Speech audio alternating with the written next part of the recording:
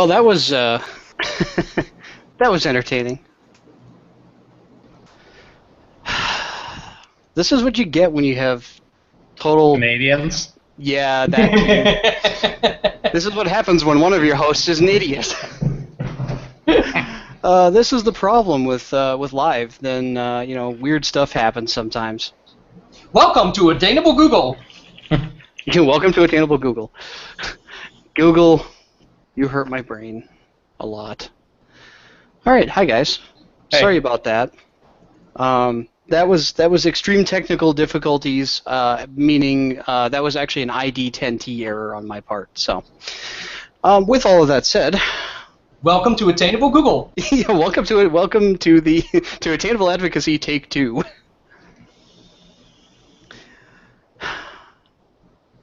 Yeah. So, Cap, you were rudely interrupted by my misclicking on something. So why don't we just go ahead and start over from the, who the heck are you and what do you do? Right.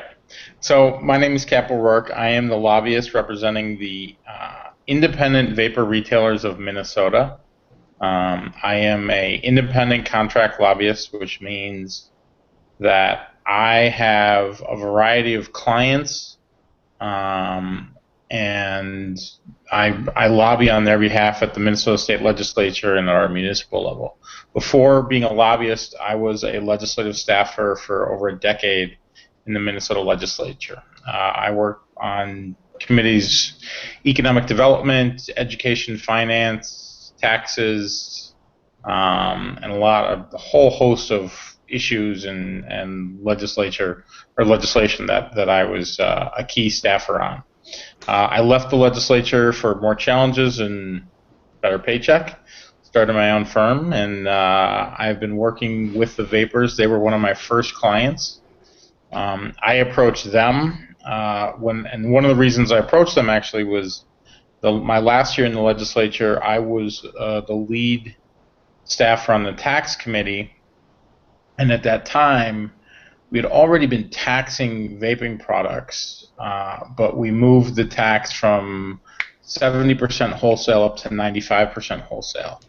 And I noticed at the time when we passed it that the only people that came in and talked to us were representatives of big tobacco. And I had seen all these shops and businesses popping up, and I knew that they were not represented, and I knew that there were going to be efforts to pass a Clean Indoor Air Act. So I went after the businesses and talked to them, and we've been working together for over a year and a half now. Cool. So. Now, if I remember correctly from talking to you a while back, didn't you have something to do with another piece of legislation that went through a little while ago in Minnesota? Possibly. Which one? Something about clean indoor air. Weren't you involved in that in some way back when that was originally done for smoking? Well, it was, but I was on the good. Well, I don't think I was on the side you thought I was.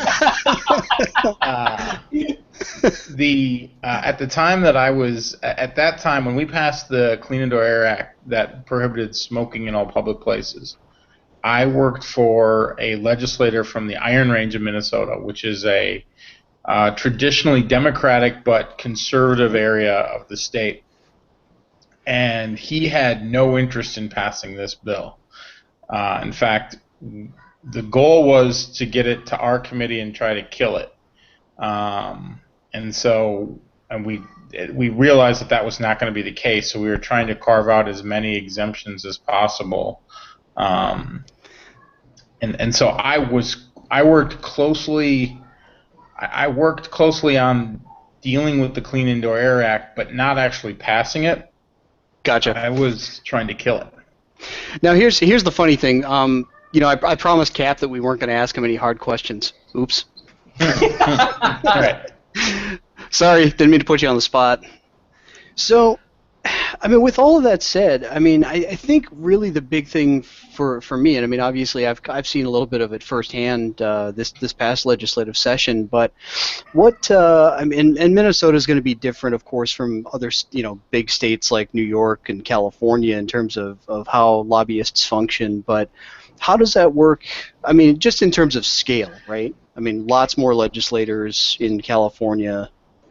We've got, surprisingly, no, that's not the case. Really?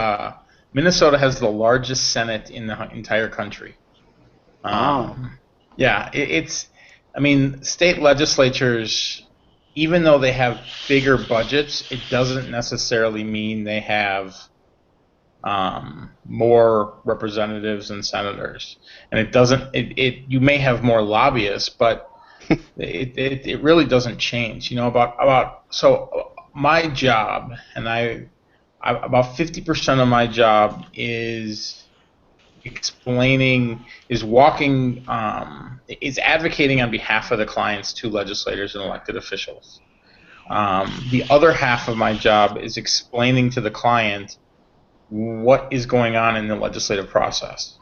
So, it's a very unique process, and every state is a little bit different, and you can have success in one committee, and that may not mean that it may not have a good sign that you're going to have overall success, or vice versa. And so a lot of what my job is explaining to the clients what it means when things pass or don't pass, and how we can use our resources to the greatest effect and the most efficiency.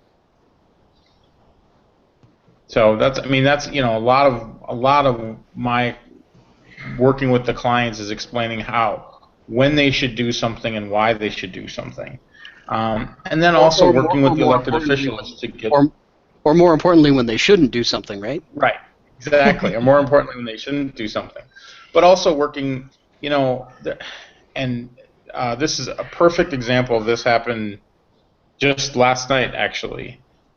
Jason and I were in a municipal city hall meeting in which they're going to pass the Clean Indoor Air Act, and they also wanted to allow for sampling. But the language that they chose was so dysfunctional and non-workable, and had we not been there, they would have gone ahead and passed it.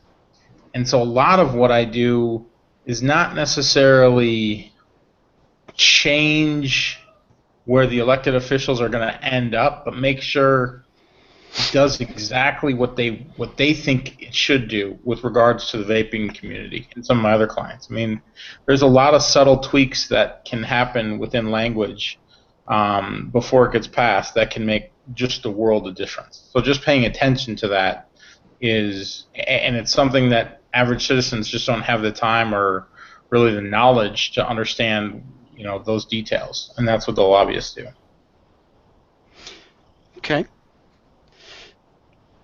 What other fun questions should we ask? How about this one? So does Minnesota has the same amount of insanity going on like we have in California, where if the Senate or Assembly is not present and a bunch of people do not take a vote, that a bill is placed on call, and the bill author still has until the end of the day to go after and hunt down votes?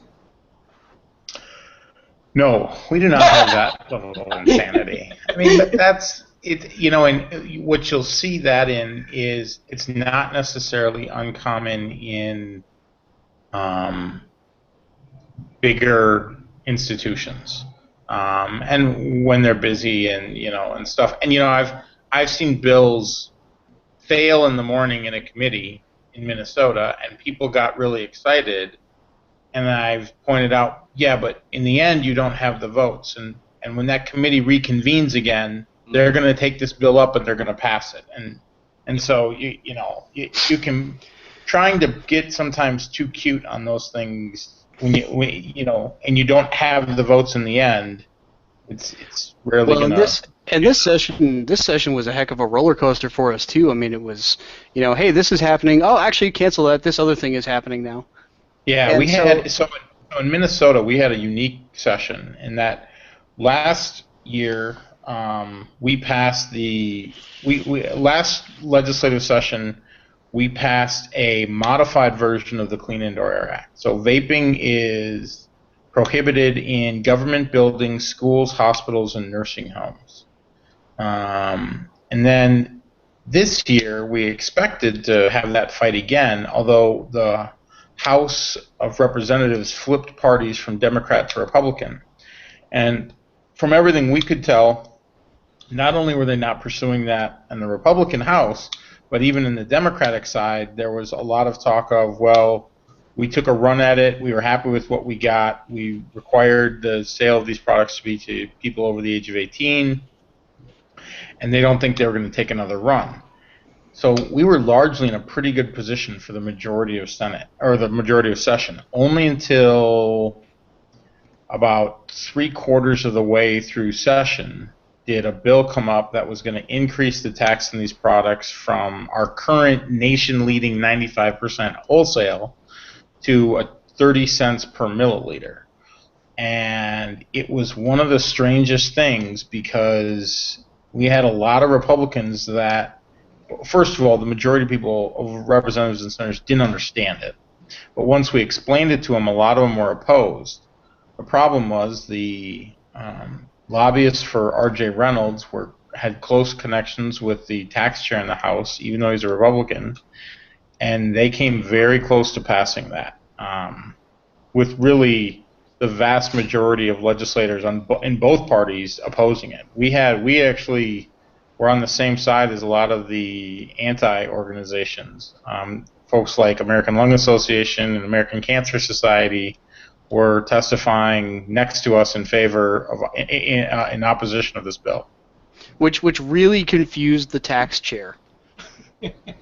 It confused a lot of members, and frankly, you know, that it should also be noted, it confused some of our supporters, and the reason I say that is because there were vapors who wrote letters of support, and there were legislators who responded to them. And there were some of our supporters who thought, oh, this person's on our side. And I don't think what they fully understood was, well, they're on our side for this issue, but if there was a distinction, if there was an issue that comes up that puts us on the opposite side of the antis, that those people will likely be opposed to us. So right, and that was something to pay attention to. Yeah, and that's kind of intrinsic to you know the form and function of a lobbyist too, right? It's kind of knowing the legislators and knowing at least sort of how they're inclined to vote or how they're inclined to treat a specific issue, right? Absolutely, absolutely. I mean, I think, you know, the assets that lobbyists have is, if they're good, they've been around the governing body of which you're trying to work for. Now, that doesn't really happen in municipal areas except in major cities like New York, San Francisco, Chicago. But if you're at a state level, good lobbyists have been around, and they have solid relationships with legislators on both sides of the aisle, and they can have those frank conversations. And you know, that's been really key. I mean, I think one of the first meetings I had a year ago with a House member, I had worked with him on a number of issues, and he brought me in and he said, let me tell you where I stand on vaping. He said, I don't think kids should have access to it, but I don't think we know enough to ban its use in public. And I said, that's exactly where we are. And he said, great. And he ended up being a huge champion for us, and in fact was one of the linchpins in us preventing that bill from passing 2 years ago. Talking about Will? Yeah. Yeah.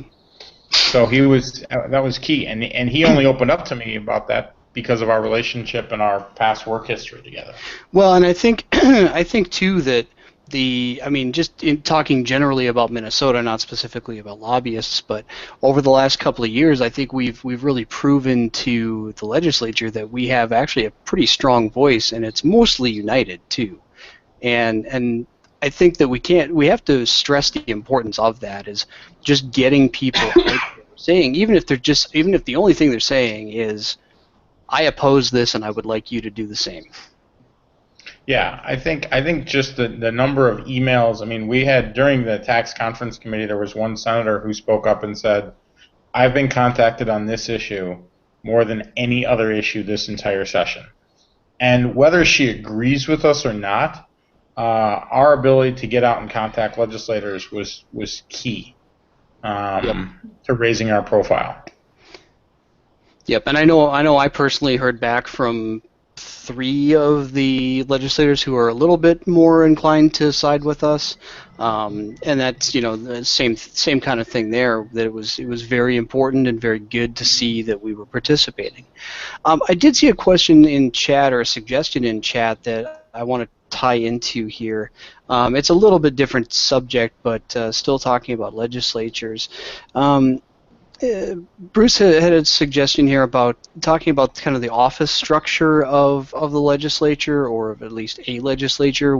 Legislative analysts, assistants, office managers, etc. Kind of how that all fits together. And I think that's something that's important too. And yeah, useful. It really is. I mean, as a former staffer, I can tell you, in many cases, the legislators listen very closely to their staff. These elected officials often are dealing with a myriad of issues and don't have time to delve deep into them. And oftentimes it's their staff who are making key recommendations. Every state legislature is kind of set up differently. In Minnesota, in the Senate, for example, every legislator has one staffer. Every senator who's the committee chair gets an additional staffer to help them manage their committee. It's a more senior position. In the House, all members of the majority party, they share 2 legislators to 1 staffer, plus they also have the committee aide for the chairman. But there are in some other states, legislators will have full staffs. Well, they'll have a chief of staff, and they'll have multiple policy people that look on this. And so it really kind of depends on that. And I think getting in contact with those people is key. And you have both partisan and oftentimes you have nonpartisan staff. And the nonpartisan staff can be fiscal analysts or legal, and they can give you insight. They can help you explain some of the process or what some of the language means, but they're not going to advocate or really make a whole lot of changes without the guidance of the elected officials. So understanding if you're talking with a staffer, finding out if they're a partisan staffer or nonpartisan staffer is a big deal. Right, and actually another really good question from chat here is, are there a lot of state staffers who go on to become lobbyists? Yeah. I mean, the transition from staffer and really even staffer and elected official to lobbyist is pretty common. And the reason is because the knowledge base you get as a staffer about just not only the people involved, but simply the process. I know before I left, I sat down I had lunch with a number of lobbyists. And there was one lobbyist who told me, he said, "You're going to do great." He said, "You don't even know what you know." And I kind of laughed, and I was like, "I don't know what you mean." He goes, "There are things you know about the process that you completely take for granted, and you think everybody knows them, or you don't think it's a big deal. And I'm telling you, very few lobbyists understand kind of the inner workings of the process." And that's just because I spent 12 legislative sessions in the midst of that process and seeing it from behind the scenes. So, it's a valuable asset that staffers have, their knowledge of the legislators, the other staffers, and the process. And frankly, state government doesn't pay that well. So eventually someone comes along and either offers someone a great opportunity, and everyone does it for different reasons. A lot of people, politics can be fun, but it can be a fickle business, and elections have consequences, and that really hits home for the staff. I can tell you there have been many election nights that I have gone to bed knowing that I just lost my job as a result of whatever took place on that Tuesday in November. So a lot of times you'll see an influx of new lobbyists after a big election that, in which one party takes over or loses control of a body. Now, is there any kind of preference given to a lobbyist who is, say, from Minnesota versus a lobbyist who is kind of flown in from out of state? Yeah, I mean, there are people who fly in from out of state, but politics more than, I don't know, I would say more than almost any other industry is a relationship business, and you flying in from out of state, you don't have the relationships within Minnesota. So you can, and a lot of times they fly in, and they might have a local lobbyist who takes them around, but they're not going to feel like they can talk frankly with an out-of-state lobbyist the way that they might be able to with a local Minnesota-based lobbyist. A good example of this is another municipal issue that we had come up in Maplewood. I happen to know the mayor because she was a former legislator. They had one hearing in which they were going to pass the Clean Indoor Act, and they were going to prohibit sampling in vape shops. The hearing went poorly. There seemed to be no budging. The mayor pulled me aside and talked to me behind the scenes and said, what can we do to kind of work out a compromise? Had I been a out-of-state lobbyist, had I been someone just coming in, flying in, and sitting down and testifying, he would not have done that. I have no doubt about that. So those folks who fly around and testify, and I've worked with some of them, Greg Conley, I think he does great work, but Greg's kind of a cleanup hitter, and he doesn't have the time to come in and meet with a whole bunch of legislators leading up to the hearing. And that's really where the key decisions are made. Yeah, and I think one thing too, just from personal observation, is in working closely with the retail side, Minnesota, I've mentioned before on the show that we have kind of a unique situation because we have both a consumer group and a trade group, and part of that, or part of the nice thing about the fact that, navigating cat.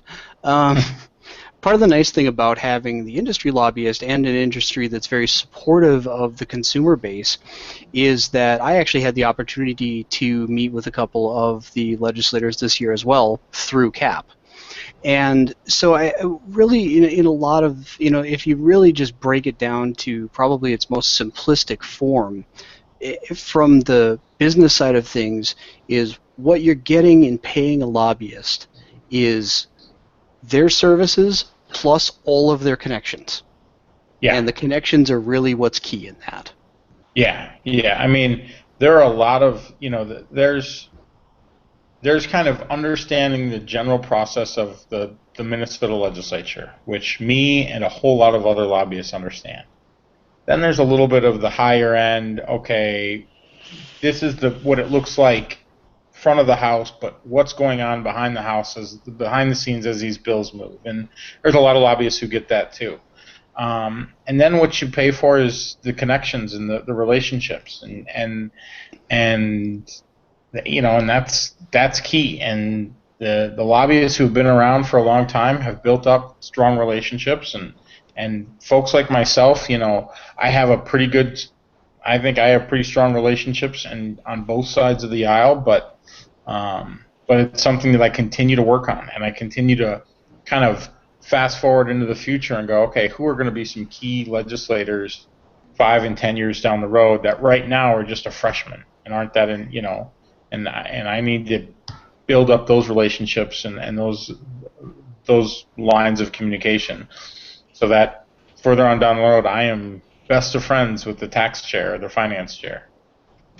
I just call me crazy, but I don't feel like you're necessarily best friends with Greg Davids right now. No, I'm not best friends with Greg Davids. I think he's probably not real happy with you right now. He's probably if he knew exactly where the source of some of that came from, he probably would not be too happy with me either. No, I think the funny thing about some of this stuff, though, is that, I've had a number of conversations with Chair Davids, and I think he clearly disagreed with us, and that was his prerogative. But I don't think if I walked into his office tomorrow, I don't think he would be mad at me. I may be wrong on that, but yeah, politics can be a bloody sport, but you got to be able to get up and shake hands at the end of the day, and I've had to do that on a whole lot of issues where I've vehemently opposed someone only to be on the same team the next day or the next session. Right. I've once described it as playing nice with a senator while clubbing her baby seal to death in the hallways. Yeah, someone once gave me the advice of, they said, make friends. And they said, in politics, you don't have to worry about making enemies. That will kind of happen naturally. But you have to work to make friends, and you can never have too many friends. And you can, I can't tell you how many times someone who you thought was a nobody or a peon ends up holding a critical position in something you care about, or a staffer, and if you didn't do a good job of building a relationship or being nice to them early on, it could very well come back to haunt you. Mm-hmm. What else? Do we have anything else? I think that's a pretty good overview of the whole kind of process, so to speak. Yeah. Is there anything else that, Cap, you want to throw out there? I think one thing that's key in Minnesota, and I think it's one of the reasons we have been able to be effective, is, if you think about the consumers and just being advocates and on behalf, the consumers in all these states are kind of this large population, fairly unorganized population that just exists within a state. And tying those to the businesses is really key. Because it does a couple different things. I mean, it's always great as a lobbyist when I can go and meet with an elected official and bring two business owners from their district in there. It's a much bigger deal when I can bring businesses in there as opposed to just bringing two consumers or three consumers. In addition, when you start getting the businesses into a group, then they can recruit more consumers and they can help get more stories. Some of the, as great as our Minnesota Vapers Advocacy Group is in Minnesota, some of the people who are the most active on Facebook or Twitter or whatever don't always have the best stories when it comes to testifying or talking to elected officials. That's true. Working with the shop owners, they can sometimes say, I've got a 75-year-old woman here who had COPD and has been vaping for 3 years and loves it and is now walking daily. I mean, they can give us some of those stories, and we can try to tap into some of those consumers that we probably wouldn't have known before. Yeah, and the one that jumps to mind immediately was when we went out to Prior Lake a couple months ago, and we had someone who was a consumer, a resident of Prior Lake, a former smoker, who had 4 separate surgeries on her throat to correct whatever was caused by smoking, and none of those worked because she was still smoking. She quit smoking, started vaping. 5th one was successful, and she got up in front of the city council, first time ever. She was scared out of her mind, and just told him her story. Yeah, and exactly. That made a difference. I mean, the council was. I mean, that Prior Lake City Council was actually very attentive to everyone, which I really appreciated. But they were really on the edge of their seats listening to her, even though she was kind of stuttering in between words and having some trouble getting the whole thing out. It completely destroys a lot of the anti-argument when you have someone up in front of the council who says, hey, I live here, I've lived here my whole life, I had all these problems from smoking. Now I don't. Yeah. And that's probably, that one person speaking was probably worth 20 or 30 antis speaking. Yeah, no, that's it. I mean, those personal stories can really drive home, and they make my job so much easier because they kind of soften the electeds up, and then I can come in and say, so if you want to respond to this person, here's how we can do this, and here's the technical things you need to do with the language. Yep. And that's really where the lobbyist is most effective, is not necessarily defeating something outright, but certainly softening the blow. If we know that legislation is going to happen, tweaking it slightly can definitely make a big difference. And that's especially true with sampling provisions in municipal ordinances. No, I mean, it really is. We can't. A lot of people love to think that lobbyists come in with a big bag of money, and we sit down with these elected officials and we threaten them and say, wasn't there something about didn't Benny say something a while back about that nice suit that you bought? Right. Yeah, I think I wore a pink shirt to a function. He's like, "Oh yeah, nice pink shirt there, Cap." But we often don't twist a lot of arms or break a lot of arms, but more we take the momentum that a legislator where they already want to go, and we help them figure out kind of how it's going to impact this community, and that really is the most important thing, and that's why having someone on the ground is so key. Yeah, and especially during legislative session to get those updates back to us, because we don't have the ability necessarily to spend 10 hours a day at the legislature to figure out what's going on. That's beyond certainly every shop owner. And I can't tell you how much information that I gain that I can pass on to all my clients that I get not from official emails or official web, but just from conversations overheard in the hallway or talking with other lobbyists or saying, I've heard the tax bill is going to do this, I've heard they're going to do this. I mean, I get a ton of information that way, and you just can't get that if you're not there, and you can't be there unless you're being paid to be there, because it doesn't make sense. Right.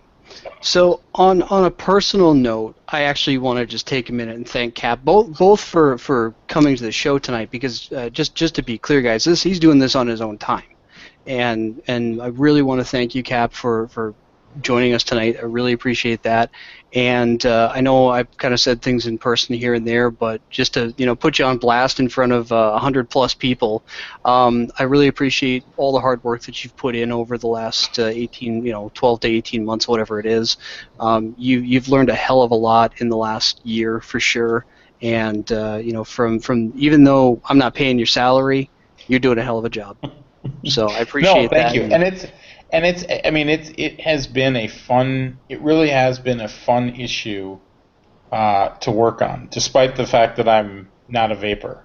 Right. Which has gotten me into. When everyone starts talking the nomenclature and the new mods and all this stuff, I kind of pay attention to some of that stuff. I actually got Cap last night pretty good. I was showing him a picture of something that we're working on, and he's like, "Oh, is that a coil? Yeah, it's on a K-Fun." What? Yeah, exactly. He said, "Is it a coil? Just answer my question." So yeah. But no, you know what though? I mean, for especially for a non-vapor, I mean, it's really clear from the work that Cap does. I mean, it is more than, at least from the outside looking in. And if it isn't this way, you're a damn good actor. But Cap has a lot of passion for this, and he really is going after and doing the best job he can for his clients. And I know we all really appreciate that here in Minnesota. Yeah, I will say something. I think I'm one of the few. They're starting to pop up, but I'm one of the few lobbyists throughout the country that is specific only to the vaping industry in a state.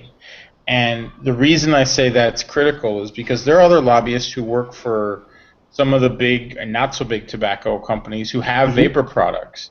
And they may be with us on a number of issues, but at some point, there's going to be a split there. And if you're counting on them and that split happens, you are going to be left in the dust. And, you know, when we were at the conference in Chicago, the SFATA conference, Stefan, Pam Gorman mentioned this, and she's completely right. She said, you know, I'm with you guys. I want to be with you as much as I can, but there will be a time in which there'll be a decision that's good for Enjoy and maybe not good for the small vapor retailers, and I'm going to stick with Enjoy. And she's completely right about that, and I think there's a lot of times where people don't understand that the worst part about that is when that break happens, it doesn't happen before session. It happens in the closing nights of session when the deals are getting cut and all of a sudden someone has option A and option B, and if your guy is not completely wedded to you, you might get shut out, and you wake up the next morning and don't even realize the rug got pulled out. So it's key to have lobbyists and someone to have your voice being either the retailers or the advocate at the Capitol, and not just trusting that someone will agree with you throughout the whole way or let you know, hey, I'm about to screw you guys over, so beware, because they're not going to do that. Right, absolutely agree there, because there are still a lot of businesses who just depend on whoever has a lobbyist in the game because, well, they're already picking up the fight, so we'll just ride the coattails because everything will be fine. Well, right. There might be a time when it's not. Then you're going to really regret not having your own representation there. Yeah, I mean, and Minnesota's, I mean, had the vapors in Minnesota not had a lobbyist this session, we would have got steamrolled. Yeah, we would have been steamrolled with a 30-cent per milliliter tax, and no one would have blinked an eye about it. So, yeah, it's key. All right. Well, so again, Cap, thank you so much for coming to the show tonight. Really appreciate it. And as I promised, I don't want to keep you for too long because I know you're on your own time. But, you know, awesome. So thanks, guys. Yeah, thank you. Thanks for being on. Thanks, Stefan. Good to see you again. See you around. See ya. So now we're going to start on the part that everybody's really interested in. Mostly because we've been hyping the crap out of it for the last 3 or 4 days. Well, just the last 3 or 4? Well, okay, since 2 weeks ago. So we have a quote-unquote guest on the show right now. Mass Blast from Plumes of Hazard has hopped in to help out with a little bit of tech stuff because we want to give you a little bit of a preview of something that is actually available now online, and it is going to be something quite interesting and something that we haven't done before, I don't think, or at least haven't done in quite this way. So what we're doing, or what we're going to do right now, is actually premiere the first ever 30-second television commercial spot for the Truth About Vaping. And I'm going to click over, hang on, I'm going to shut Cap up. And then we're going to click over to Mass Window, and we're going to play this live on air for you guys right now. Many of you may have seen or heard misleading information about using electronic cigarettes, otherwise known as vaping. So allow me to tell you the truth. Vaping is not smoking, a health hazard, marketing to kids, big tobacco. Vaping is small, local businesses, creating American jobs, less harmful than combustible tobacco, helping people quit smoking. There's a lot they aren't telling you about vaping.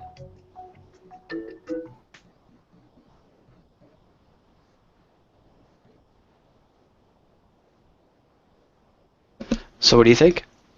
It's pretty cool. Well, I'm excited. Chat's, of course, 30 seconds behind. Yeah, actually, they're probably just getting like 2/3 of the way through it by now.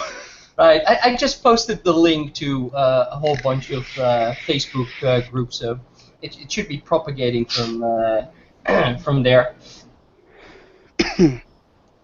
Which means I can finally shut down these 14 windows. Yay! Yeah, huzzah! Awesome. Thanks again, Cap.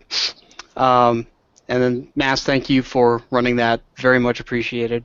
Thank you, Matt. No problem. Thanks, guys. No video? What?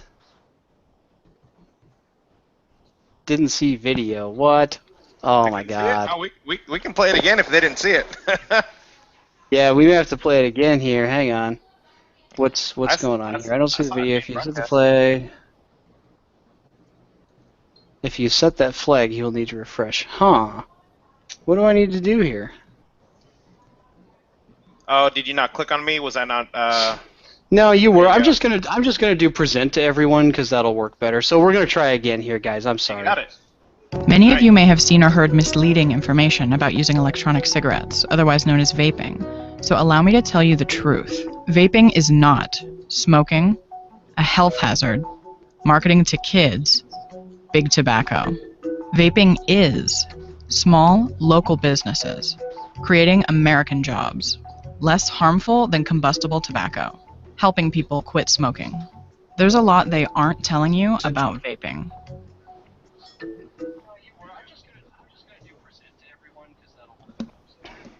All right, did it work that time?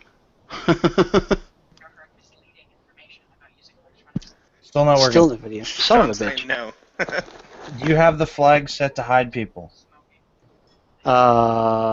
Maybe. You got to turn that off. The whole flag? Go into the camera app. Yeah, the whole flag. You have to to do that. Oh, that's silly. Many of you may Jump on the gun. Jump on the gun. I was resetting it. If you turn that off and mass refreshes, it'll work fine. Okay. You mean refresh the Hangout? Yep. Okay, I'll be back. All right. Once again. But we're still going to play it online. We're going to give it one more try. And if it doesn't work this time, we'll just deal with it.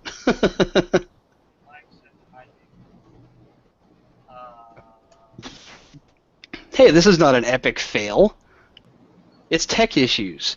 Playing video in a Google Hangout on air is actually really complicated. All right, whenever you guys ready. I think you just needed my pretty face on there, so let's see if it'll work this time. Yeah, that's probably true. All right, here we go. Whoops, hang on. I'll wait. Nah, there we go. Now it should work. Here we go. Many of you may have seen or heard misleading information about using electronic cigarettes, otherwise known as vaping. So allow me to tell you the truth. Vaping is not smoking, a health hazard, marketing to kids, big tobacco.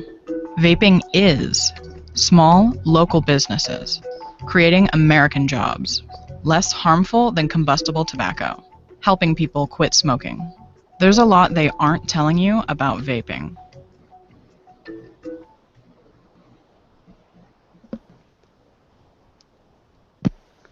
All right.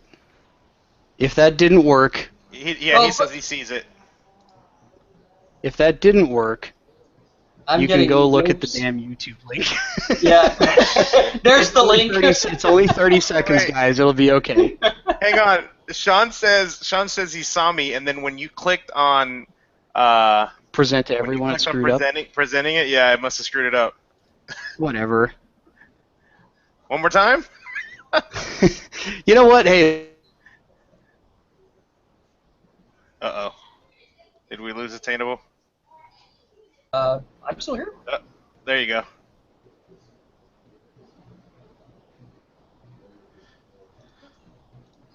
Uh-oh. Uh-oh. It's just me and you, Stefan. Yeah, you know what? We really should take that mouse away from Jason, because every time he clicks on something, something happens, right? He did something. I'm getting messages right now from Sean going, "What did you do?" It hit him. Oh my gosh. I think he hit himself. You know what? Welcome, dear viewers. Welcome to the first episode of Attainable Plumes.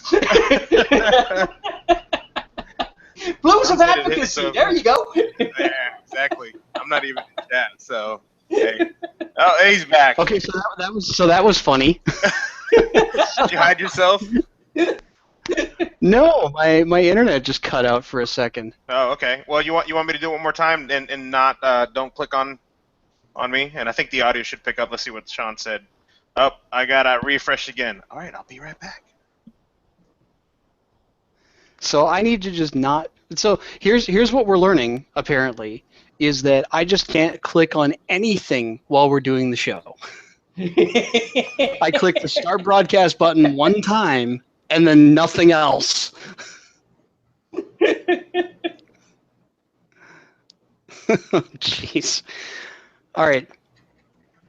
Promise last time, and I'm going to just shut up and let Mass play this damn thing. All right. Here we go.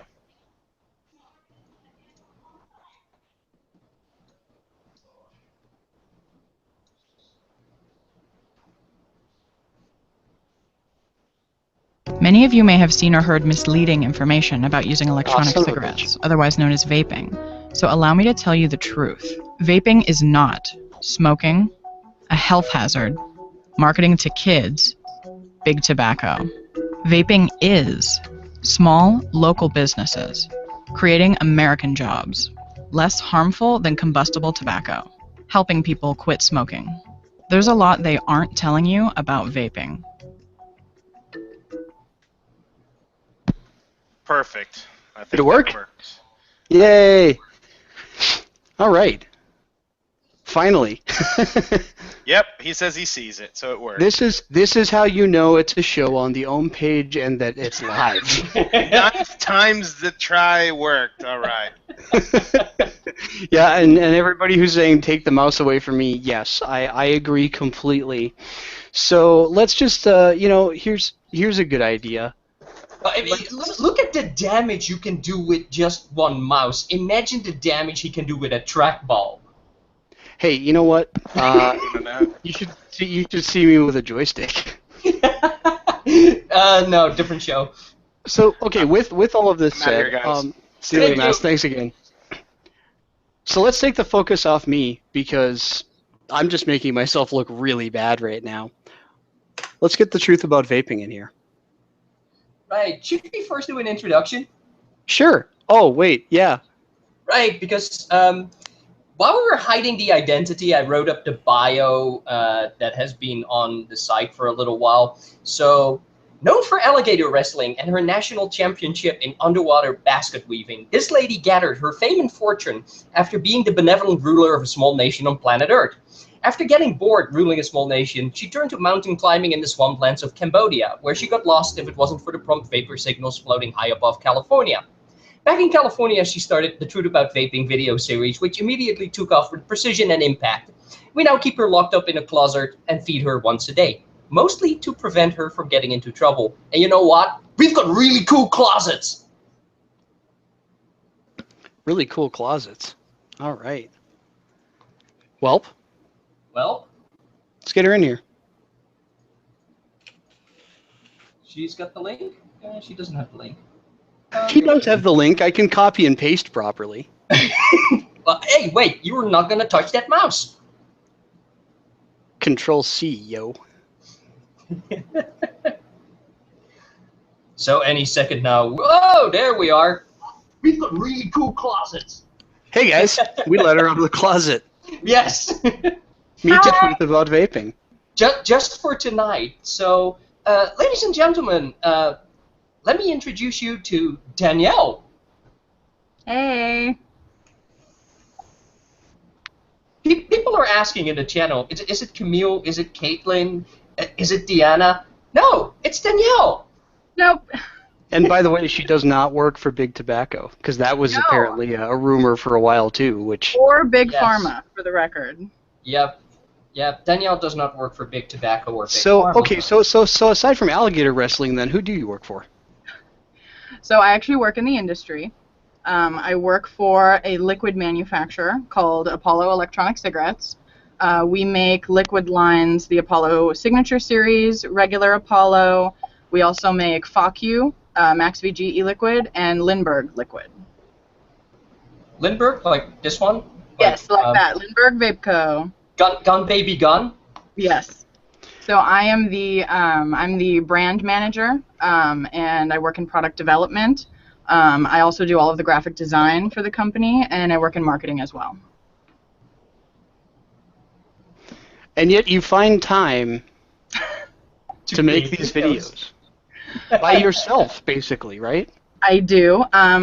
In all honesty, my fiance does help me. He records my audio. He does like my mixing, putting the music to my voice, tells me when I'm clipping, presses the buttons, basically. But other than that, I do all of my own research. I write my scripts. I animate everything in After Effects, and then I upload it onto YouTube. This would basically explain why exactly we wrote you in and not blowing smoke. I mean, where do you find skills like this, right, guys? I mean, to me, okay, so I'm not a video guy, right? I can do some photography. I can, make a passable attempt at doing a live show here and there. But I have no idea how to use After Effects. I have no idea how to do all this fancy animation. The fact that Hi, Ruby. Danielle basically does all this by herself, for the most part. Look at the face. She's gonna faint now, right? She's like 3, 2, 1, faint. I mean, this is nuts to me. Like the fact that it's one person who's doing all that work blows my mind. Thank you.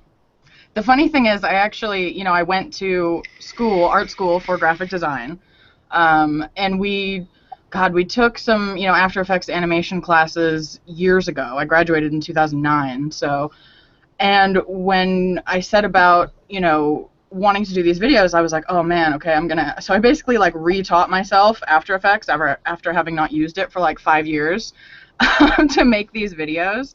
So that was fun. We had a crash course. I downloaded a bunch of tutorials, and I was like, okay, refresher, and then proceeded to do everything. And now I'm pretty smooth with everything, but I did have to refresh my skills.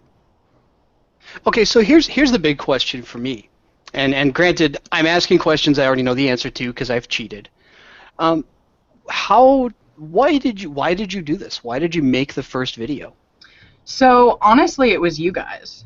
And I'm not saying that to be like fake or anything. At work, at Apollo, we saw the still blowing smoke ads, hit YouTube, hit television, and then, somebody, I don't even remember who, brought up your guys' counter campaign, which is not blowing smoke. And so we were referencing it all day at work. We were looking through it, doing everything, looking at it. And I went home and I started, really dissecting and reading through the different sections you had. And you made this reference to the MSA.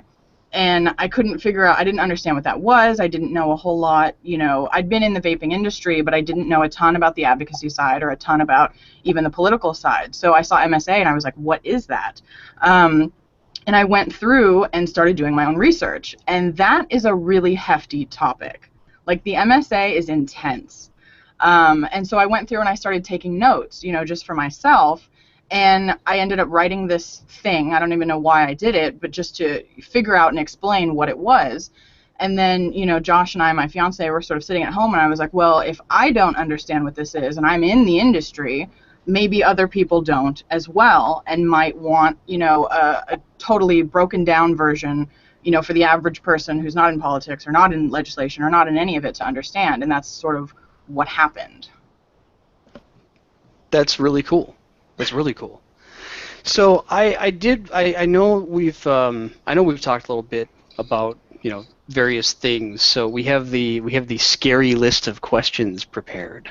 The awkward questions. Yeah, I'm sorry. We just swapped out all the questions we had prepared, and we're just going with the really awkward ones. So yep. We're going to start with that.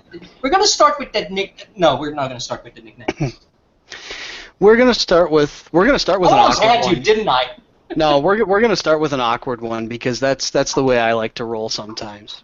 Oh, so I know that I know there's probably some people out there, and I know you've just said that you have a fiance, but I'm sure that there are people who would like to know where they can send marriage proposals to.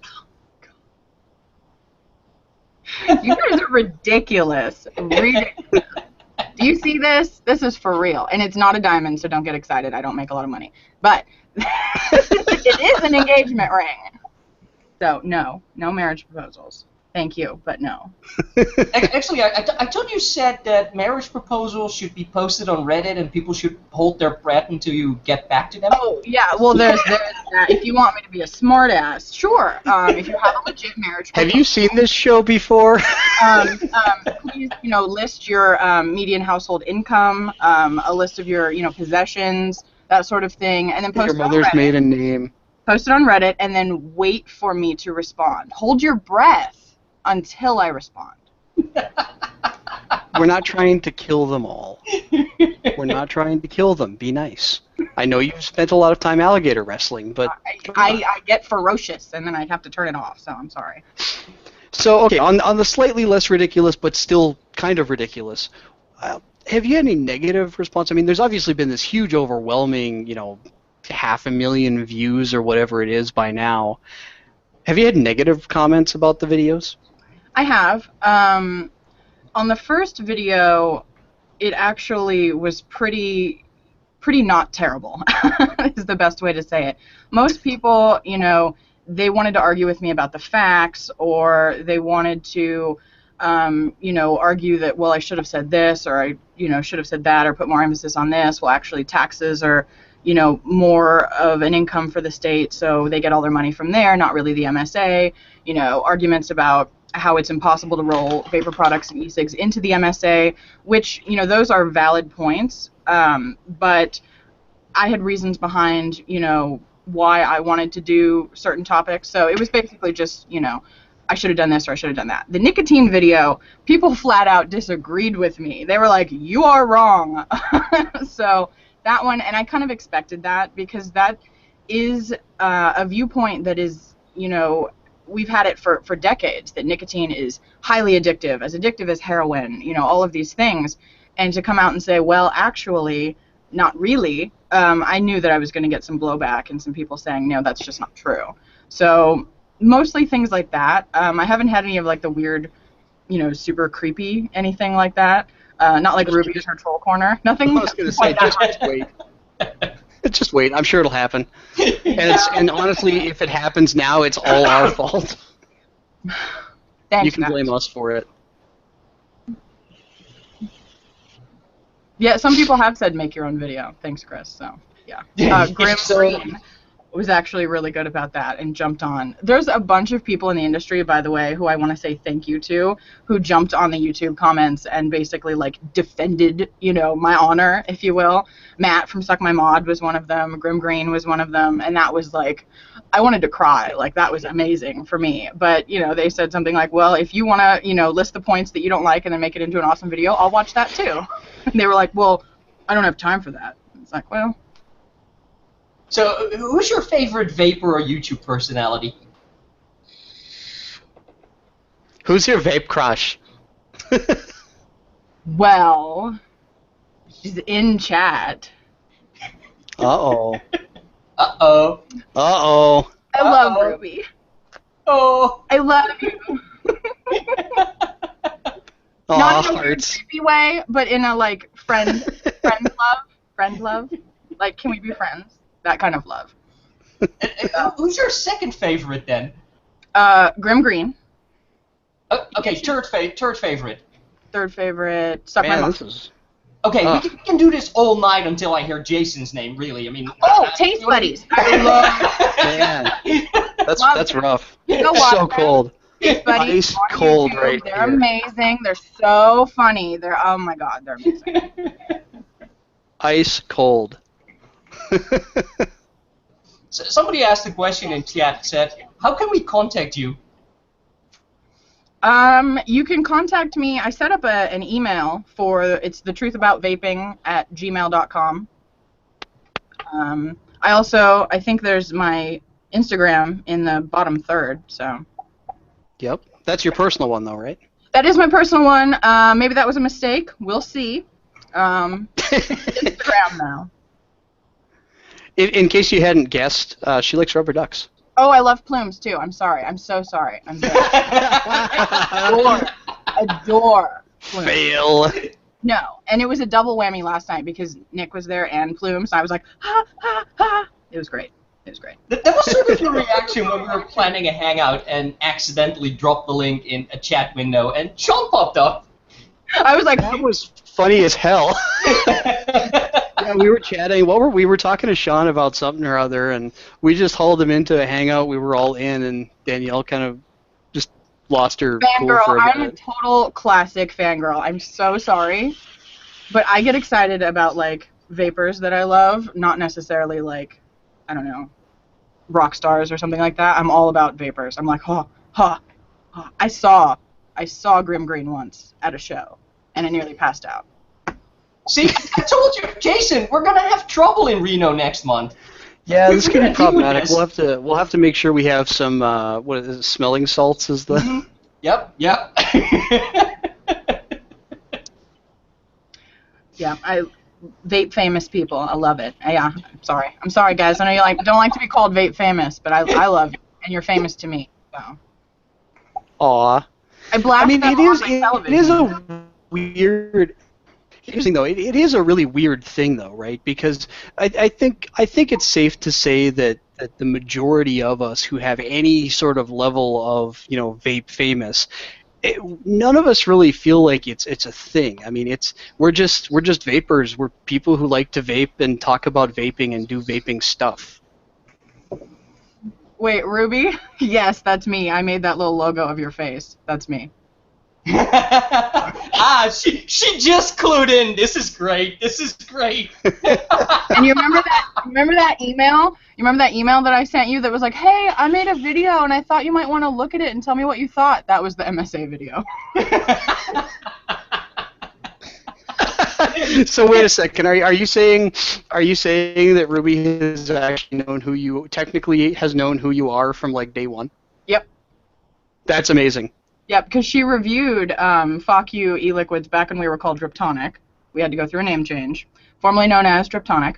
And we actually made her like top 10 list of 2014, which like I was freaking out. Like we had it up on the Chromecast on the TV, and I was like, ah! Like screaming. It was amazing.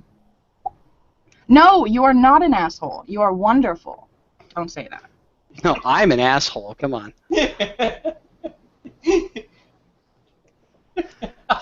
Ruby, you're not an idiot. Come on. I will totally go on plumes. Yes, I will do that.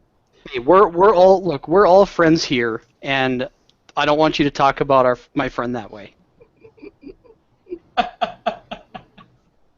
So stop. By the way, humans, stop. Really nice shirt you're wearing there.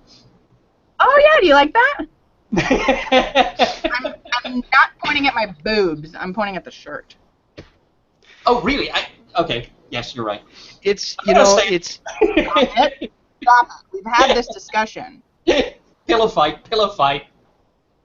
I've got one here. Do you want me to pose with it for you? Oh, that would be so great. Do you know what this reminds me of? It's like when you get somebody who's in a band. It's like you get somebody who's in a band, and they're playing a show wearing the shirt of the band they're in.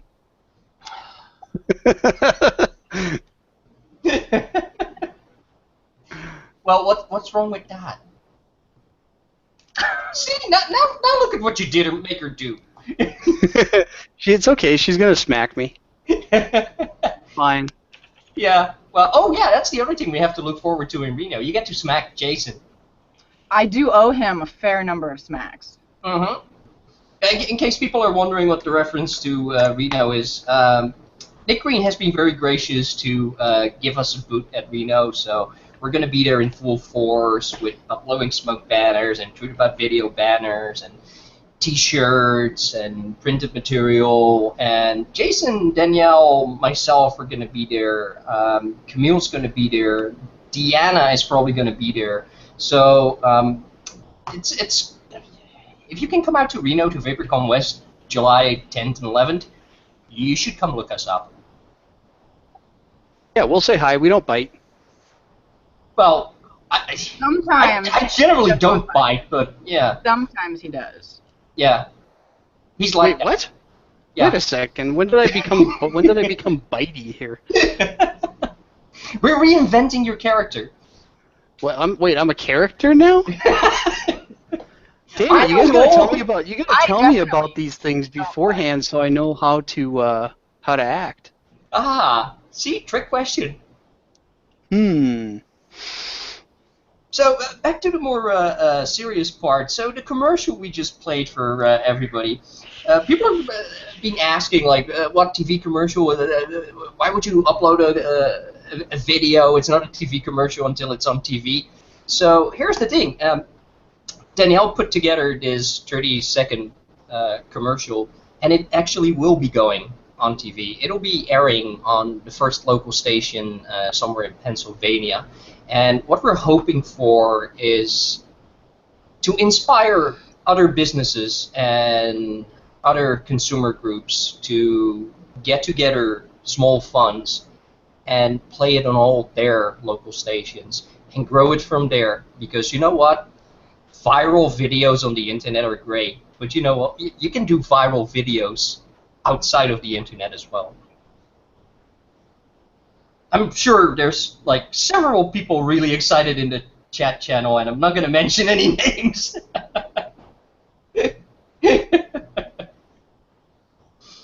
Which of course is part of what we're planning with Not Blowing Smoke. Provide content for free and have other people take it outside of the choir. And this is of course where Danielle comes in, because you've all seen her skills and you've all seen what she can pull off. So expect lots of greatness. Yay. Yay!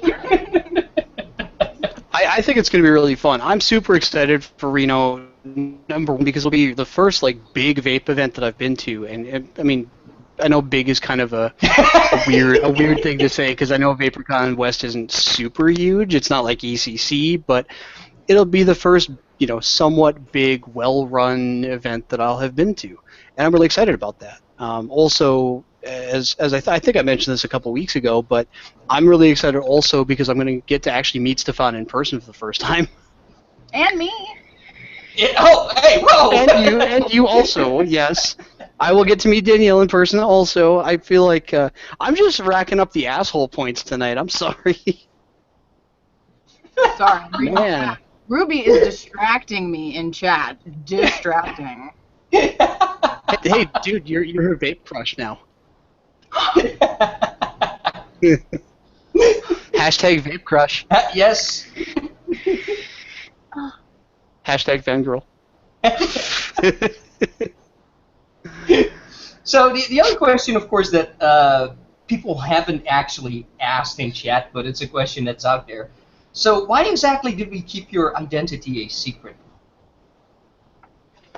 So, honestly, I was a little... When I made the videos, I actually didn't know you, either of you. I was a person in my basement making videos, and I was a little afraid of the government, kind of. I didn't, you know, I don't know how... Like, I was super paranoid. Like, I was like, do I need to use, like, a proxy server or something to upload my YouTube videos? Like, are they going to trace me and show up on my doorstep and follow me around and audit my taxes? Like, how does this work? You know, it was a little, you know, freaky for me. So once I met you guys and I realized, you know, you piss off way more people than me. So, you know, and you're fine. You know, you're totally fine. You're alive. You haven't been, like, given cement shoes or something. So I kind of, you know, I also wanted to, you know, stage everything with my employer and make sure, you know, everything was copacetic and great and everybody was prepared and that sort of thing. But yeah, mostly I was kind of scared of any kind of, like, I don't know, negative attention in my personal life. Yeah, I've heard it from other people who basically say, oh, I'm not going to testify in front of a committee or in front of a Senate because I'm out there, I'm putting my face out there, these are politicians, they have ways to get back at you. But you know what, none of us actually have had black vans parked in front of their house at any point. It's probably because the vans are actually white, not black, but hey. I'll keep an eye out. Yeah, just make sure. See, the nice thing is I don't have to worry about the government of California because, you know, they're kind of quite a ways away from me. That depends. If you're coming to ECC, then they'll probably be waiting for you once you get off that plane. I mean, seriously, like really, yeah. Yeah, you've got a target painted on your back now. Well, that's a shame. Well, oh well. We'll deal with it. Oh well, it's okay. So Sorry. yeah, I'm not used to multitasking. Yeah, after talking to Danielle and after blasting out the video and stuff, because it was actually your colleagues who were really helpful with that, right? And, I believe there's like at least 2 of them right now in the chat over there. There are 2. Arvin, I work with. He's my marketing buddy. And Chris Gaskill is our e-liquid chemist. So the famous Miss Samoa comes from Chris. So hi, Chris. Hi, Arvin. I'm also supposed to say hi to Kimmy and Sylvia. Okay, Kimmy's in the chat channel too. Oh, Kimmy. Yeah. So hi, everyone from Apollo. I love you. Chris is saying Jesse Ventura will bail me out. Apparently, I don't know about that, man. He's kind of scary these days. I don't think he is still a goddamn sexual Tyrannosaurus. Nobody gets that joke, Predator. No. Damn. No. That will. Oh come on, Predator, man. Jeez. Disappointing. All right, fine. Well, let's just go back to being quiet then. I'm taking my sandbox and going home. So here's a question: how did you get started vaping, and how long have you been vaping, and what are you using? Because everybody wants to know that. So, funny story. I started working for Apollo as a smoker, and I started working for Apollo in when was it? Early 2013. Early 2013. And they hired me on as a smoker, and they tried for a full year to convert me. I was so stubborn. I loved to smoke. Like, I'm not kidding. I just loved to smoke.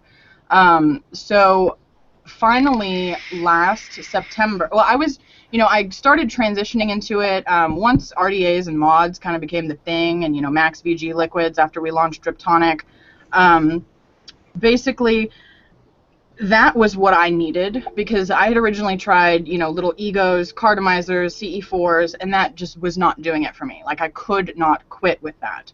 And once, the guys around the office had RDAs and they were teaching me how to build, and I was, every 10 seconds it was like, here, Danielle, try this. Here, Danielle, try this.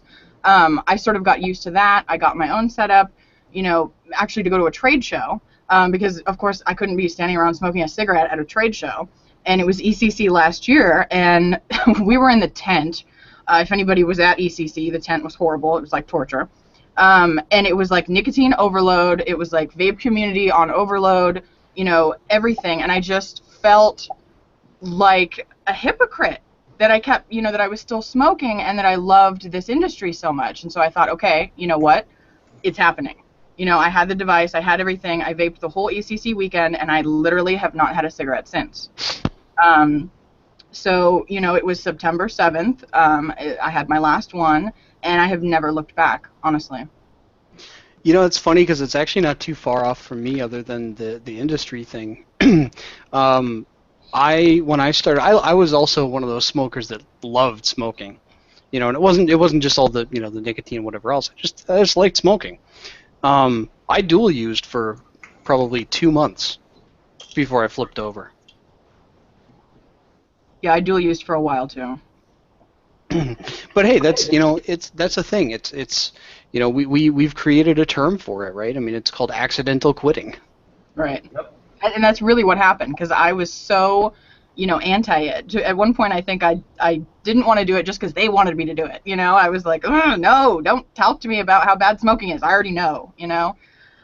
But something just clicked, and I kept telling myself, I'm going to quit before I'm 30. I'll quit before I'm 30. Of course I will. And that kept getting closer and closer, and it was finally it fell into place for me. I mean, that's really but honestly, it was the advancements in the hardware. I couldn't have done it if we were still on egos and we were still on CE4s and cartomizers. I would not have been able to quit with that hardware.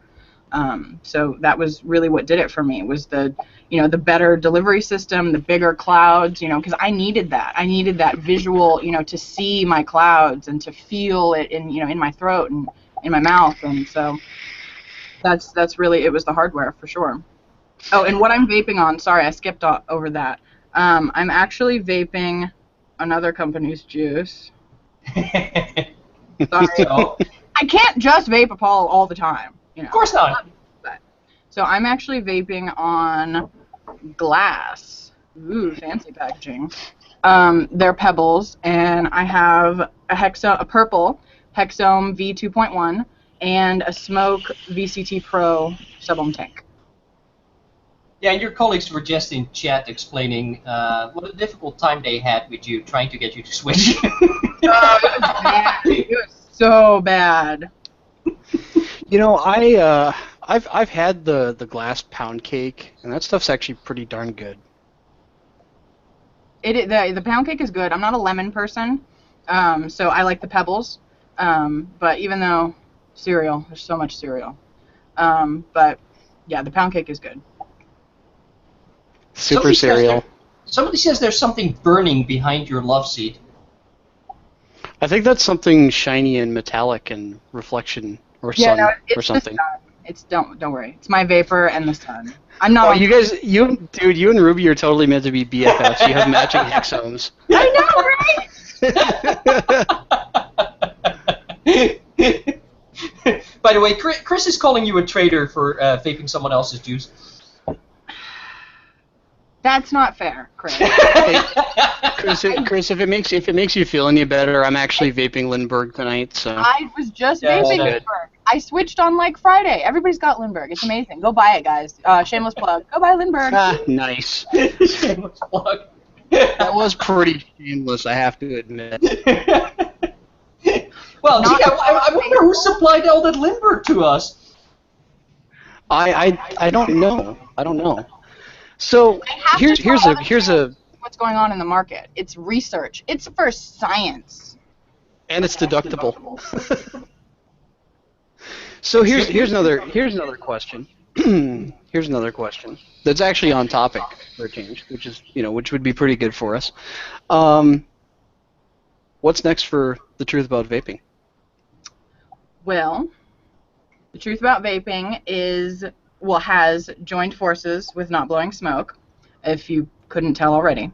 We're forming a vaping Voltron. And I'm going to be continuing to do videos, and about various topics in the industry, trying to stay up with what's the buzz and things like that, staying relevant. But we're definitely going to be working together. And doing things, like Reno, I'm super excited for. I think we have a couple others potentially on the list. I don't know if I'm supposed to talk about that.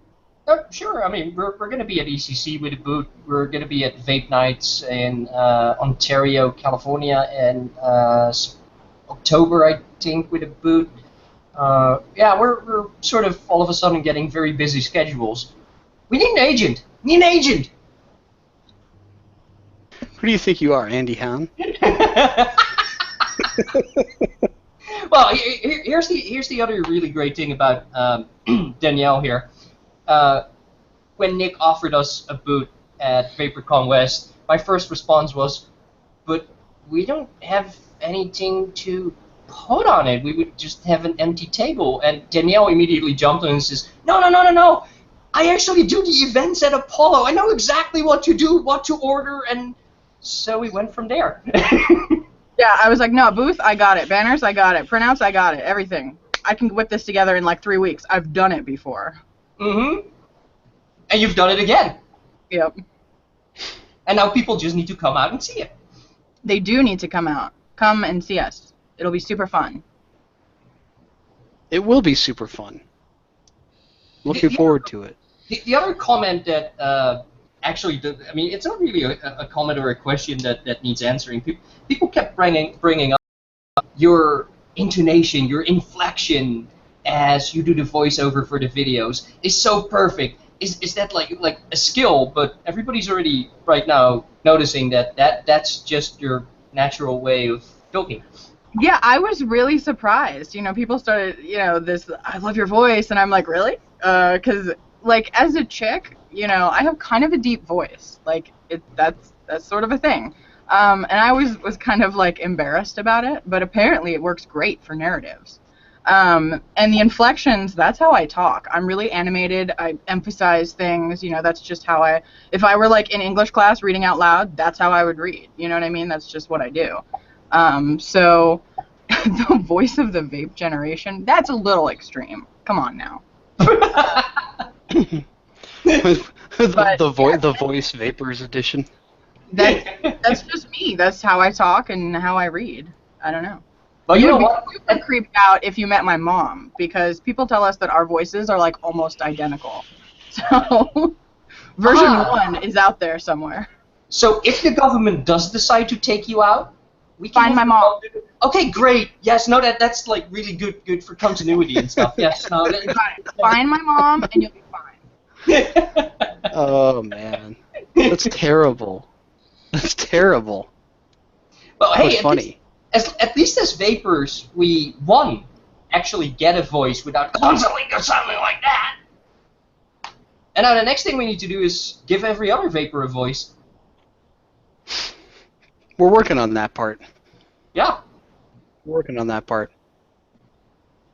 I think the TV commercial, when that happens, that's a good first step.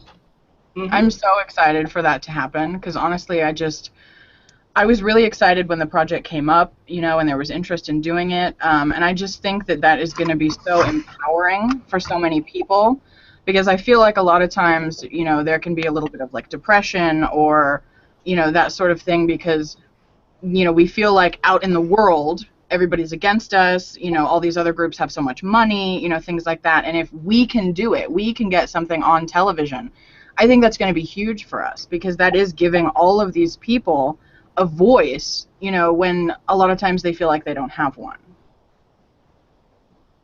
And it just so happens to be my voice. Sorry. So how does it feel? That. Hang on a second. How does it feel knowing that your voice is going to be aired on television? That creeps me out. Have you thought about that before just now? One time, and I was like, "Whoa, no, moving on." So what if it goes national? That'd be pretty cool. Super Bowl commercials. Oh my God! Like it. Where would I get Super Bowl commercial money? Yeah, good point. I have no idea, to be honest with you. I have no idea. I don't think we need Super Bowl money though. No. You know, I've said for a long time that in my estimation, every dollar that we spend in vaping advocacy is worth at least 10 of everybody else's.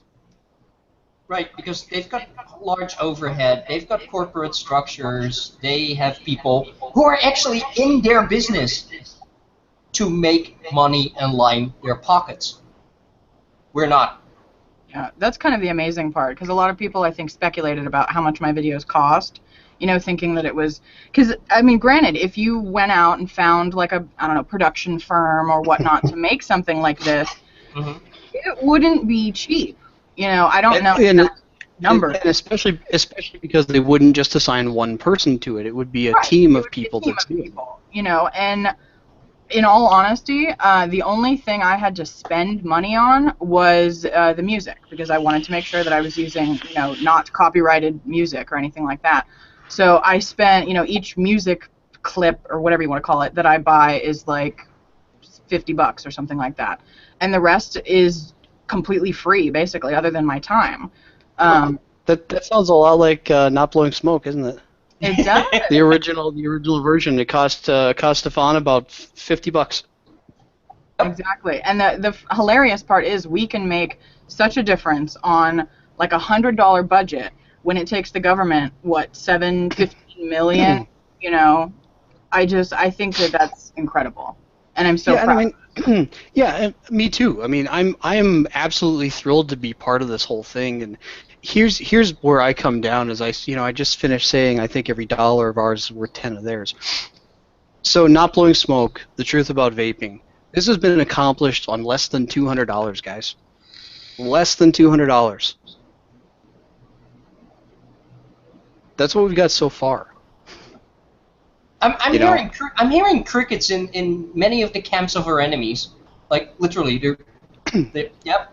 Well, Yep. the goal is to make sure that they're well funded, right? Of course. I should probably explain that joke.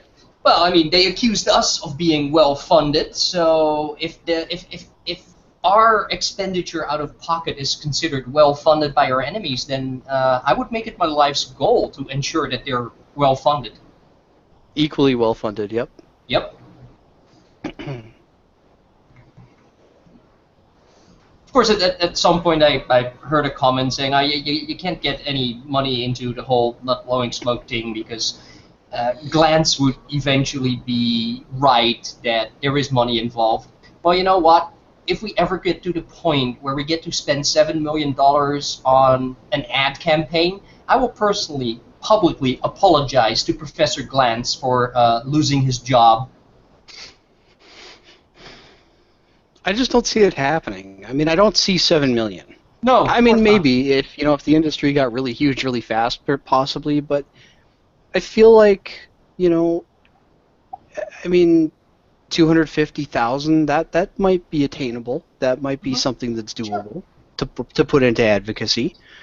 I think that regardless of that, any money that we do spend or that we receive and then turn around to the community is definitely going to be more, what's the word I'm looking for here? I don't know, more intelligently used than a lot of the other, the public health funding and all of that stuff.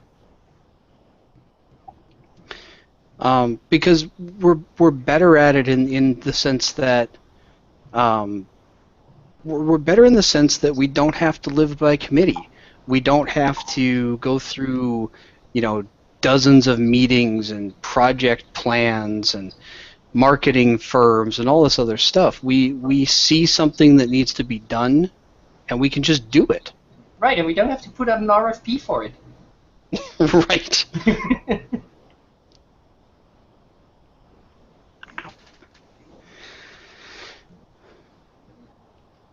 Yeah, so what do you think? Michael Morris brings up a very good point. That was $7 million of taxpayer money. Mm-hmm. Taxpayer money used to lie to people. Your money. Yeah, exactly. Happens here too.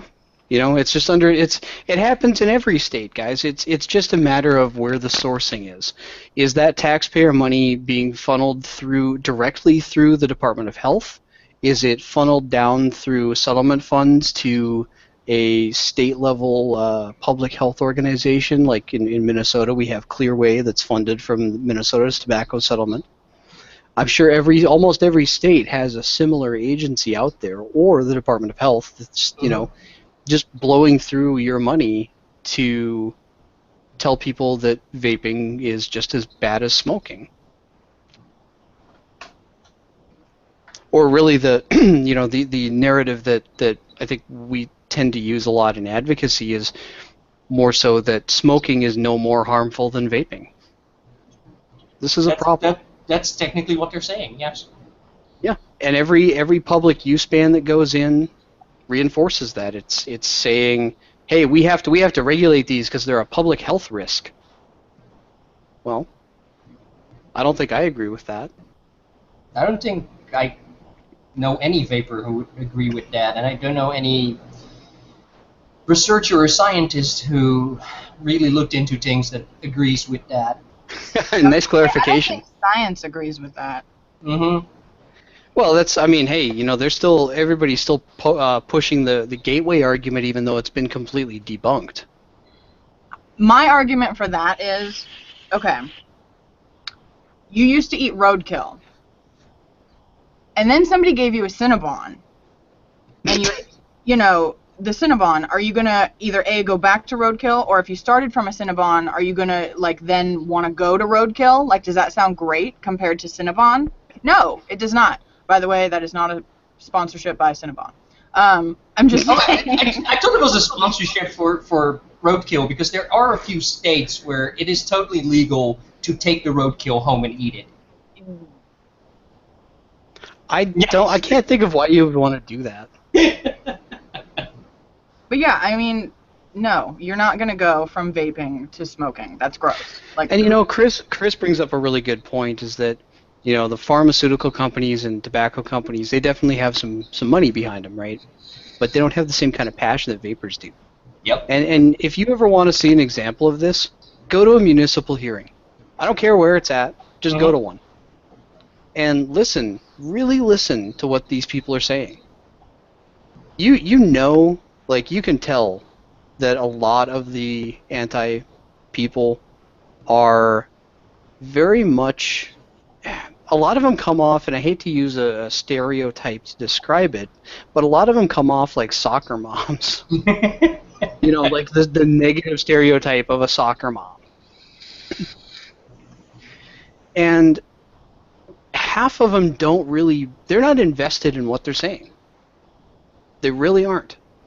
No, I mean, we've got a very well-known one here in California that shows up to a lot of municipal hearings, and she always has sort of like a similar story, but the details in the story constantly change. So any hearing she's at, we're just sort of joking about, okay, so what are the new variables that she's going to throw into this story? I mean, oh, the liquid came off my child's backpack. Oh, the liquid was given to him by a friend at school. Oh, he found this on the doorstep. Like, literally, it just keeps changing every time. Hey, you know what? If I found random vape mail on my doorstep, I'd be excited. yeah, right? Well, if I find random vape mail on my doorstep, I'm just like, oh, Danielle sent something. You're right. You know, seriously though, we had one last week in where the hell was I? What was last week? Inver Grove Heights, was it? Maybe? Yeah.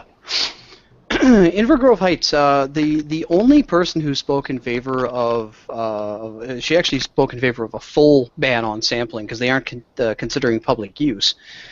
Which I don't understand why legislators do that. They'll try to ban sampling but not touch public use at all, which is bizarre because you're saying no, you can't vape in a vape shop, but if you go to the restaurant next door, you can sample. I don't get it.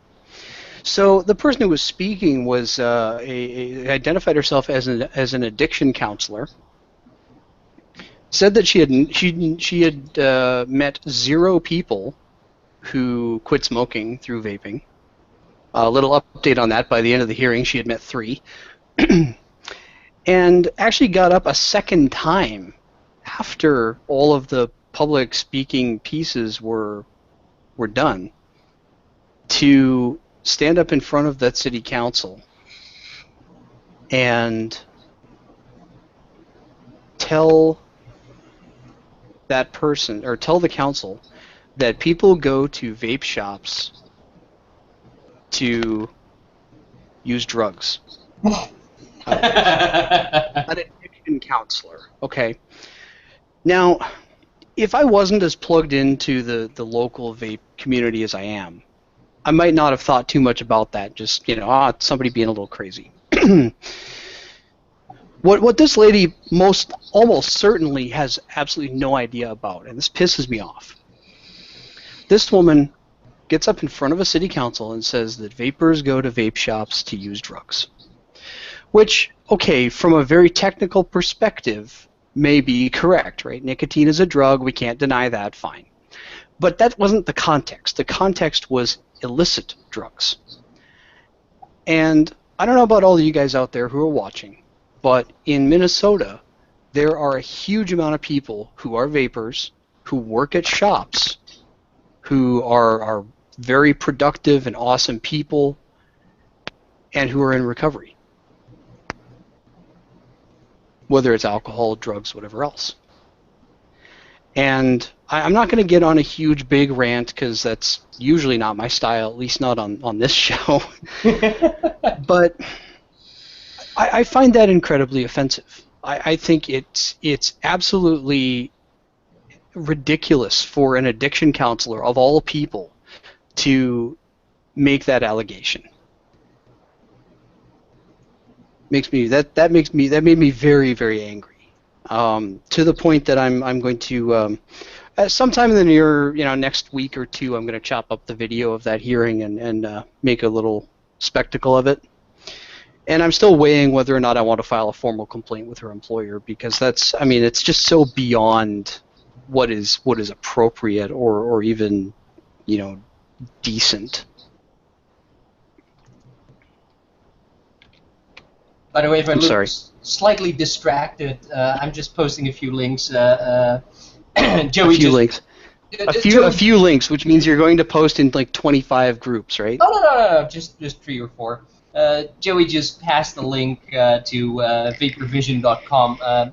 The first article on Danielle and the TV commercial is already out. So welcome to your Vape Famous status. Well, how does somebody get an article out in like 20 minutes? Uh-huh.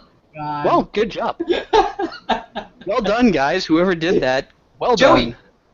Joey Oh. from yeah. Well, there you go. You know what, Joey? Well done, sir. You probably just beat everybody to the punch. That's like really fast reporting, and I'm looking at it. It looks pretty good. Hey, you know what? Social media, right? Instant news. Yes. Damn, the person behind the Truth About Vaping. Man, that didn't take long at all. Oh my God. I wish there was a timestamp on this so I could see exactly when it was posted. I think he was waiting for this. He was just waiting for it, lying in wait. Based on the link in chat, I would say about 4 minutes ago. Yeah, so about 20, 25 minutes. It's pretty good turn time. Mm-hmm. It's pretty good turnaround time. Appreciate that. I don't know, what else we have? Danielle, would you like to say anything to your adoring fans? I'd love to know if anybody has any other questions. I'm totally down to answer questions. I don't know. I'm not very good at talking about like me-focused things, so I'm not really sure. Me-focused things. Me-focused things. What do you guys want to know? I don't know. Tell me. Oh my God! If somebody's asking her to spill all the dirt on me and Jason, we're just gonna cut the stream off, right? Just in case, just like prevent it. I see. The problem is I've taken a vow of not touching my mouse for the rest of the show. Or at least at least with the exception of fixing the fact that Danielle was just like front and center for about 20 minutes. Aside from fixing that, the mouse cursor hasn't even crossed over to that monitor for the last 40 minutes. Well, that would explain that. Yeah, that's why everything is working okay. Well, hey, let's face it. People would rather be looking at Danielle anyway than us. But You're losing that department anyway. That is true. I was terrified yesterday when watching the Plumes chat. One guy was like, if she's not hot, I'm going back to SIGs. And I was like, that's a lot of responsibility right there. seriously! I had the girls at work do my hair and makeup because I was like, guys, I gotta save this guy. Like,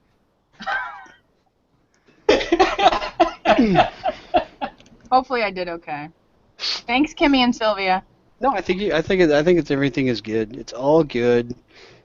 We were being jerks last night though. We were totally playing it up like it was going to be this huge life-altering experience. Oh, somebody's saying answer Chris's question? What? Chris's question. Where's Chris's question? Did I miss one? He's asking about work stuff. Chris, you cannot ask me about work stuff. People are watching. No, actually, hang on. Here's the thing. Are you exempt? Are you exempt or paid hourly? Because if you're paid hourly, go ahead and answer the question. He has to pay you for it. I love you too, Kimmy. She's my work wife. Yeah. Yesterday we were really freaking Danielle out because she was a little nervous about today's big review, and we really did a job on her and explained how this would change her life. And how it would like be like this really awkward experience. And she did not believe us at all. Yeah, I know. She didn't believe us at all that some of the other people who are vape famous would be huge fans of her. And it's what I've been telling her. A lot of people out there are gonna be totally all over you. But that would be like walking up to Brad Pitt and have him turning around and being like, "Oh my God, I love you," and being like, "What? Excuse me?" Is that a silent indication that we should make that happen, or? Oh, that'd be totally fine. I didn't know you had those kind of connections. Can you hook me up with? Okay, we have an agreement. Brad Pitt supersedes all rules. Okay. Oh! Come on now. There goes one interview question. So if you've got those connections, can we arrange for lunch with Patrick Stewart then? Whoa, lunch might be a little bit of a trick. How about drinks? I'm fine with that. I mean, we're all part of the same club, right? Yeah, exactly. Well, you've got the Jean-Luc Picard hairdo anyway. Answering a question, I love Ruby Roo videos. I'm obsessed with them. She is my favorite reviewer of all time, and I love her. The end. And, oh, by the way, the hair, if somebody commented about the hair, it is natural. This is gray hair. It's real. Well, stick around in vaping advocacy. I know you're really passionate about vaping advocacy and want to do a lot more of it, but either you will turn gray, which in your case, great, hey, don't need to worry about it, or you will turn bald, because there's nothing in between. It's gray or bald. Gray or bald, huh? That's just how it works. Yeah, well, I mean, it could be worse. I don't think I have a good enough voice for actual voiceovers. I feel like You're wrong. That's a totally different thing. You're wrong. Yep. I watched a movie once about that. There's some movie about voiceovers. Does anyone know what I'm talking about? There's Nope. a little film about the guy who does In a World, those trailers. Oh, yes, I do. I think it was called. I could make a career. I could probably make a career off impersonating Greg Conley. Oh my God. Greg Connolly and I are BFFs. Sorry, had to launch a cat. By the way, Chris Hughes is saying he's a really huge fan of yours. So I guess that means that Chris is flying out for VaporCon West. Wait a minute. How am I working? How am I working Chris's side of the street? I don't get it. I'm confused. And now we have that awkward silence going on because I made everybody stop talking. Cats, I'm sorry. In a world saturated by vapor. Too many chats. Yeah, the movie phone guy. Yeah, the movie phone guy. Oh, Joey, did you not catch it on the last show? I did my Greg Conley impression last show because we were talking about how he's actually anybody who's met Gregory Conley and not been just in a legislative session or a hearing of some type. Greg is really soft-spoken and very thoughtful, and he's a good guy. But as soon as he gets in front of a microphone and a podium, it goes from this, soft-spoken, thoughtful guy to, "Hello, my name is Gregory Conley."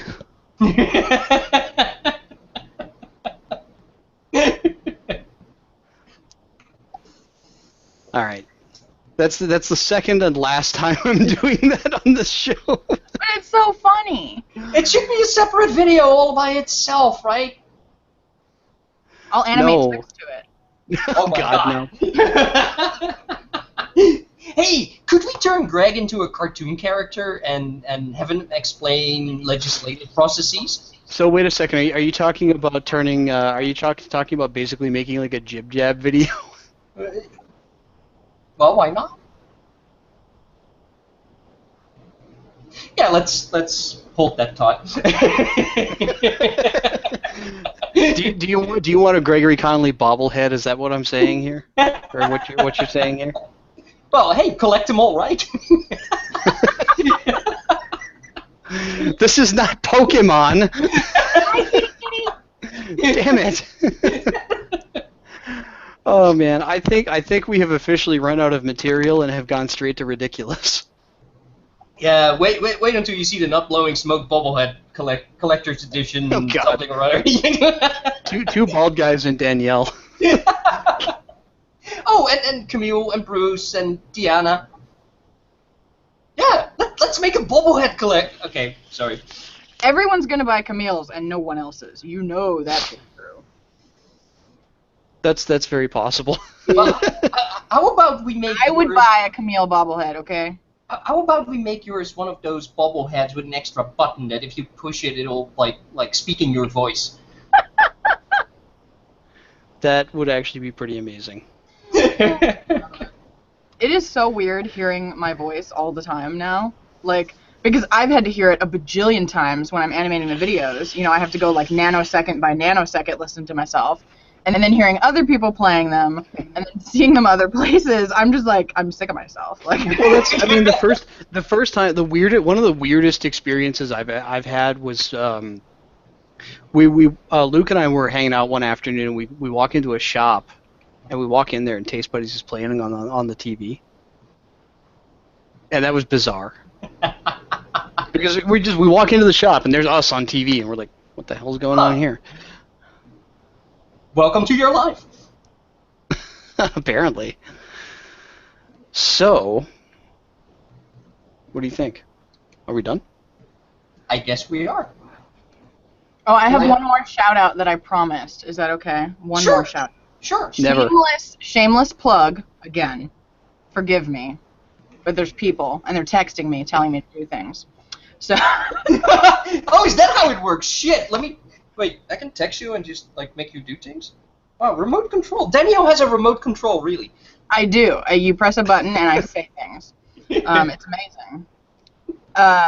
So at Apollo, if you're in the San Francisco Bay Area, and you want to come hang out and chat or, you know, see me or buy juice or something, Apollo does have a lounge. We just opened it up, like, within the last 2 months. So there's an Apollo Vape Lounge. It's in Livermore, California. Look it up. Come say hi. Hang out. We can talk about videos. You can hear my voice in person. But by the way, I've been in that lounge, a week, 2 weeks ago, and it's a really nice one. Like, really. And I'm just going to say right now that I think it would be hysterically funny if like 200 people just showed up. Oh my God, that would be terrible. You just have a random Northern California ECC like, hey guys, we're getting together and we're gonna go say hi, all 150 of us. I would probably hide in my office in terror.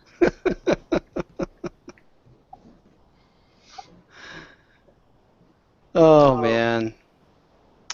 Well, that was the big reveal. Yes, I hope people liked it. I hope it lived up to everyone's expectations. Me too. And if it didn't, tough. Yes. She made some awesome videos. She's great at voiceover work and graphic design. And so aside from Apollo, she's ours and you can't have her.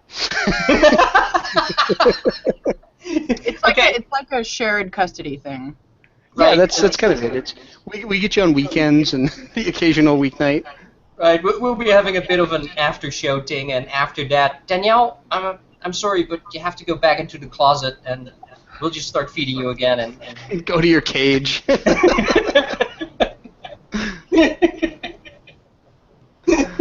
Oh man.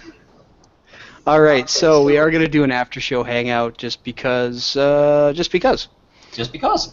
Yeah, because we usually do that, and it's fun, and you should join. We'll throw the link up in chat in a couple minutes here. Thank you for tuning in for Attainable Advocacy. Thank you to Cap O'Rourke. Thank you to the Plumes guys, especially Sean and Understudy and Mast for making our awesome video work. Danielle's awesome video work. It's not ours. It's hers. She's the talented one here. And I'm Danielle, gonna argue with that one. Thank you for letting us put you on stage in front Thanks of. for having me. By the way, I hope you're not gonna regret it. By the way, the normal replay, inclusive of the replay audience, you're looking at a minimum of about 500 people that will see this.